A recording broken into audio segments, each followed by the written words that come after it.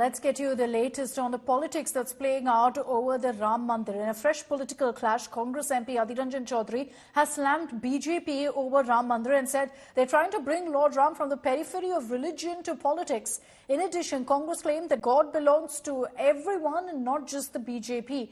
Several opposition leaders, remember, are boycotting the consecration ceremony, citing what they call politicization of the event by the BJP. Devendra Fadnavis, responding to all of this criticism, said he felt proud and happy to have been present when Karsevaks brought down the Babri structure on December 6, 1992. On the other hand, BJP's Ishwarappa has stirred a controversy by stating that not a single mosque built after destroying a temple would be spared in the country. The BJP has also taken on AIMIM chief Asaduddin Owaisi, accusing him of provoking the country's youth by communalizing the consecration ceremony. 2 महीने के लिए क्यों? सालाना क्यों नहीं? जिंदगी भर के लिए क्यों नहीं? 2 महीने इसलिए चुनाव के महीने हैं। मतलब प्रभु राम को इस्तेमाल करो हमारे चुनाव में तकदीर उजाला करने के लिए। हिंदुस्तान के आम लोगों के लिए राम की दरवाजा जिंदगी भर के लिए खुला रहना चाहिए। जो जब मर्जी जहां से जाए, अगर राम मंदिर जाना है तो मुफ्त में जाओ। भ्रष्टाचार पे कुछ बोल नहीं पा रहे हैं। अर्थव्यवस्था खराब से खराब होती जा रही है। 83 रुपए $1 के बराबर हो गया है, तो बोलेंगे क्या? धर्म के आधार पर ध्रुवीकरण। मैं जानना चाहता हूं, सर्वोच्च न्यायालय के फैसले के बाद भाजपा तो बनाना ही नहीं चाहती थी मंदिर, उस मुद्दे को जिंदा रखना चाहती थी, तो इसको वो सिर्फ इसलिए कर रहे हैं, पूरा भाजपा का कार्यक्रम कर दिया, राजनीतिकीकरण कर दिया। वो भी भगवान मर्यादा पुरुषोत्तम जो अपने मर्यादा के लिए जाने जाते हैं, उनके नाम का राजनीतिकरण किया है। तो मैं समझता हूं कि हमें उनके अनुसार नहीं, अपनी आस्था के अनुसार चलना चाहिए, तय करना चाहिए। मैं जाऊंगा दर्शन करने, कब जाऊंगा वो भाजपा के मोहताज नहीं। मुझे किसी का इनविटेशन नहीं चाहिए भगवान राम के दर्शन करने के लिए। अरे हृदय में है भगवान राम, हृदय में है हमारे। राम मंदिर एक धार्मिक मुद्दा है, वहां प्रधानमंत्री का उद्घाटन करने का क्या जरूरत है? अगर प्रधानमंत्री देश का प्रधानमंत्री होगा तो राम मंदिर भी उद्घाटन करना होगा। अयोध्या में धन्नीपुर में जो मस्जिद होगा उसका भी शिलान्यास उनको करना होगा। अगर प्रधानमंत्री अयोध्या के लेकर के उत्तर प्रदेश पूरी तरह से तैयार है अपने मेहमानों का स्वागत करने के लिए। अयोध्या के लोग बहुत उत्साहित हैं और पूरे दुनिया के लोग जहां जहां भारतवंशी हैं, सनातन धर्म को मानने वाले लोग हैं, सब लोग अयोध्या आना चाहते हैं।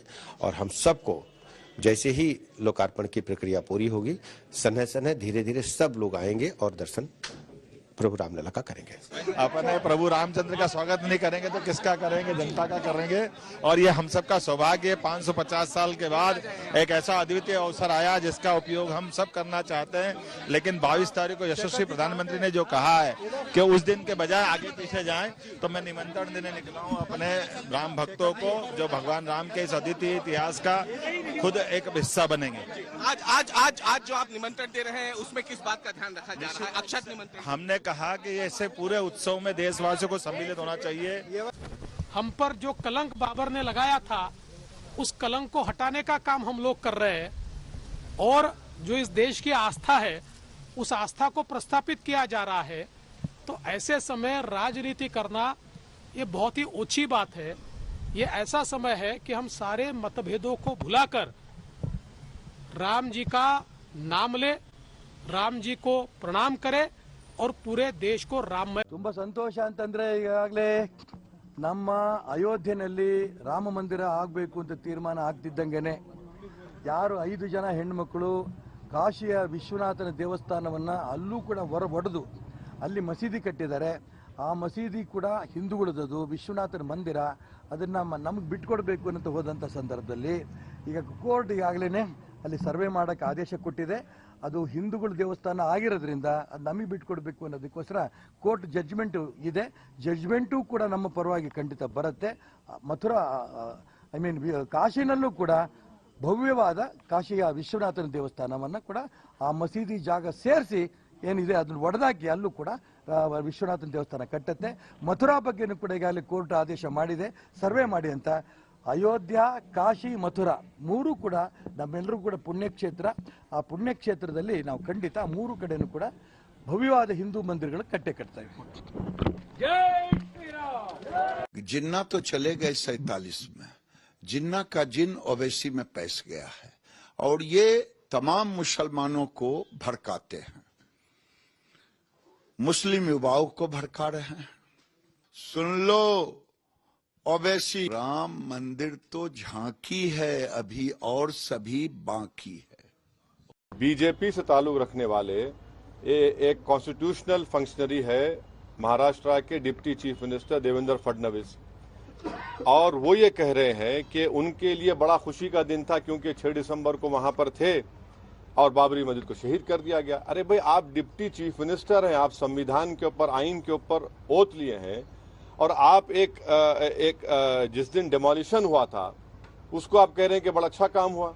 वो प्रोवोक नहीं कर रहे हैं, वो इंसाइट नहीं कर रहे हैं।